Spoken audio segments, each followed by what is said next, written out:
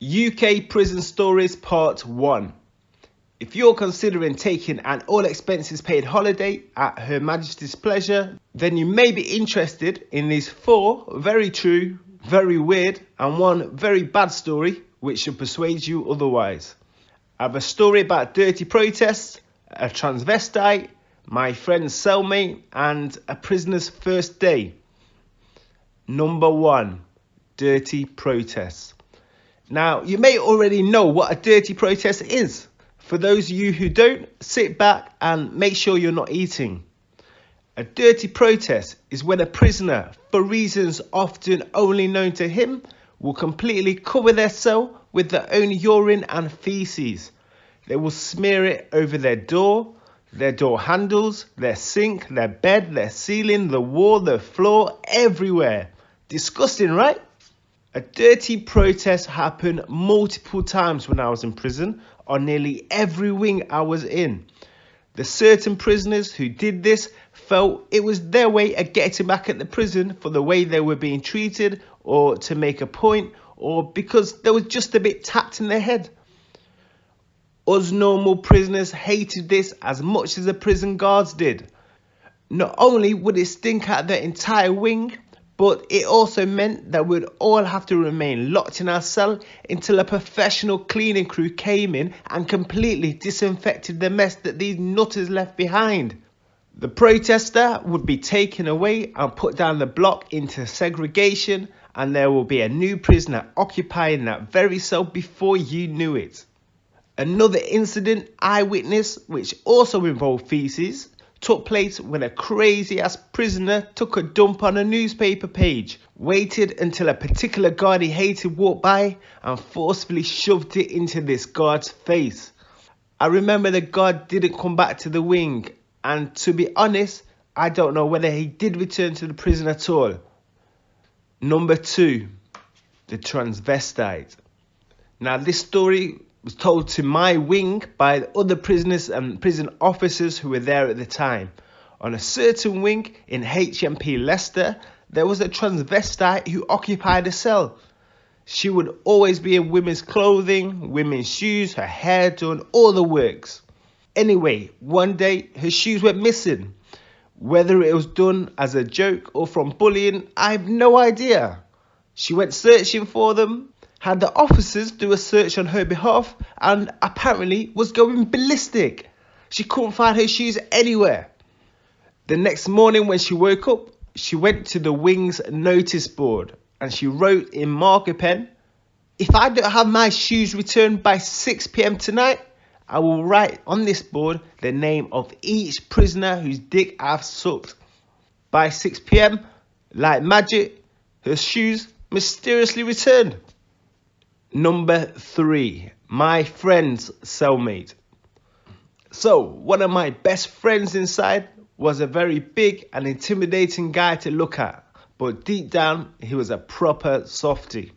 He was around 29 to 30 at the time and was sharing a cell with a very large 65 to 70-year-old man. Now, in this particular cell, instead of bunk beds, the 2 single beds were on opposite sides of the room. Well, my friend came to chat to me one day in my cell. He seemed to have something on his mind, and I kept on at him to tell me what was up. I remember the look on his face to this day. He seemed that he was about to cry. He wouldn't even look in my eye when he finally told me what was up. He just kind of looked off into the distance. He went on to say that each night, after around 10 or 15 minutes, when he was presumed to be asleep, his 65 to 70-year-old cellmate would slowly start playing with himself. First quietly, then his breathing would get louder and louder, and he would fully jerk off for about 20 minutes, finish with a long grunt, and then get up to presumably clean himself off. My friend told me that he just lay there facing the wall, unable to do anything but wait for the ordeal to be over. He let me know that he didn't want to say anything because his cellmate was an old man and he didn't want to embarrass him. All my friend could do was pretend to be asleep. I asked him how many times it happened, and my friend, with the most sincere, sad face, told me that it'd been going on every night for the last 3 months.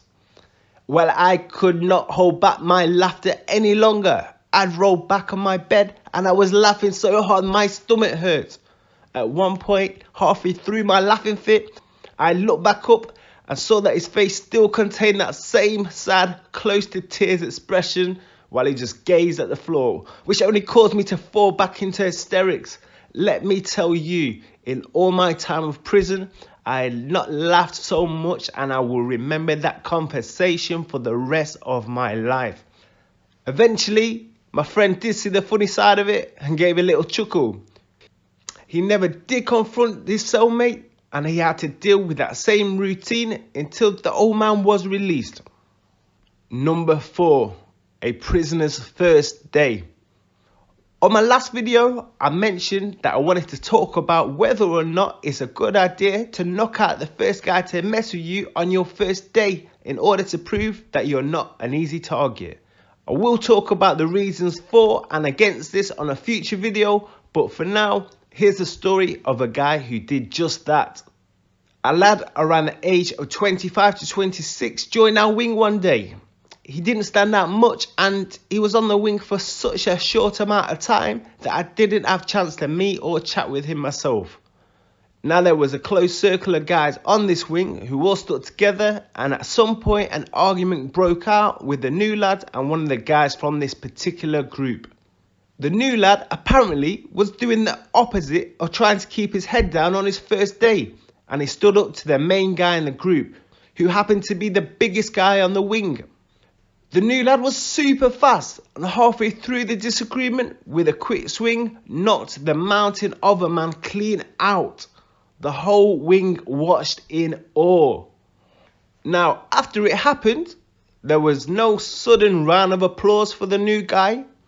No one congratulated him for standing up for himself. No one went over to introduce themselves or chat about what he'd just done. He wasn't named the new king of the wing and saluted by all. Everyone just kept themselves to themselves and went back to what they was doing and allowed what was to unfold.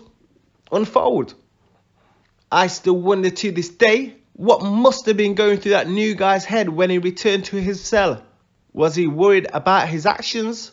Was he dancing around his cell, shadowboxing and replaying his marvellous victory in his head, preparing to make a speech about how he was now running the wing? Or had he simply just followed someone's advice about knocking out the first person to mess with him?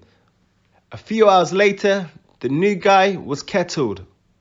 For those of you who don't know what kettled is, then let me tell you. In each cell, a prisoner has a small personal kettle to allow them to make tea, coffee, noodles, etc. Kettling is an extremely sickening and evil assault in which water is boiled and poured over another inmate. It will cause severe scarring and many other life-changing injuries, and happens more often than you would think. Later that day, the new guy had gone into the open shower room alone. The big guy, who had been knocked out and embarrassed in front of the whole wing earlier, along with his close knitted circle of mates, had each boiled the kettles, making sure to open their kettles halfway through the boil and pour in several sachets of sugar, ensuring that the water was turned to a form of boiling syrup. They had each took their kettle into the room where the new lad was showering. They stood behind him and each launched the boiling contents all over him. I can still remember the screaming to this day. After the scolding, they then proceeded to stab the guy in his neck and torso with homemade shanks before running away and leaving him on the floor. The guy did survive, but was never seen on the wing again. There were absolutely no repercussions for any of the evil guys who carried out the assault, as no guards were around to witness anything. As I mentioned in my last video, to presume that someone else has a mindset and mentality as you can be a very costly and life-changing mistake to make. Ultimately, my advice is to do all you can to stay out of prison. It's a horrible and vicious place to be. If you're currently living a life which you know could result in you ending up in prison, then I recommend that you alter your life for the better and do all you can to make the positive changes you need to make to avoid entering the system. Damn, that's all I'm gonna do for part 1. I have tons of similar stories, so if you do like me taking the time to share these stories and want to hear more, then please hit that like button, subscribe, and I'll release a UK prison stories part 2. Peace.